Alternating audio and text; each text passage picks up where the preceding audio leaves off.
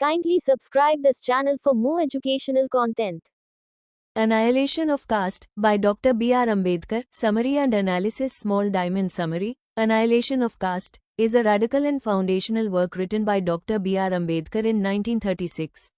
Originally prepared as a speech for the Jat Pat Todak Mandal, a progressive Hindu reformist group, the speech was never delivered because the group found it too controversial. Ambedkar published it himself, and it has since become one of the most powerful critiques of the Hindu caste system. Key points in the text.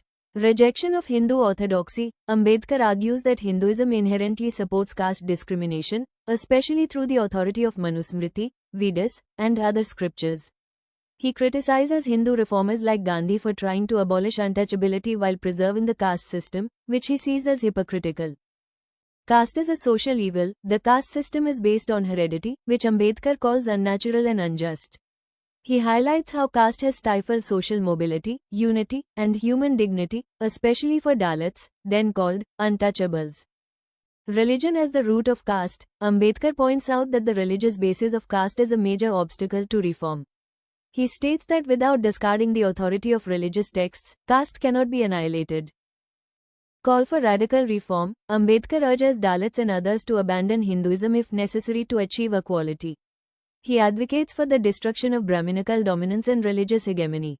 Democracy and equality. He makes a strong case for social democracy and the importance of liberty, equality, and fraternity.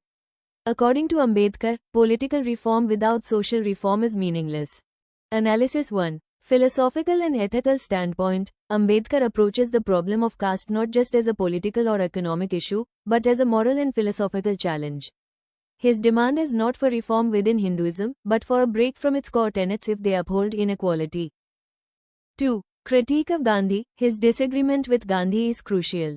While Gandhi advocated for the upliftment of Harijan, a term Ambedkar rejected, he still defended the Varna system.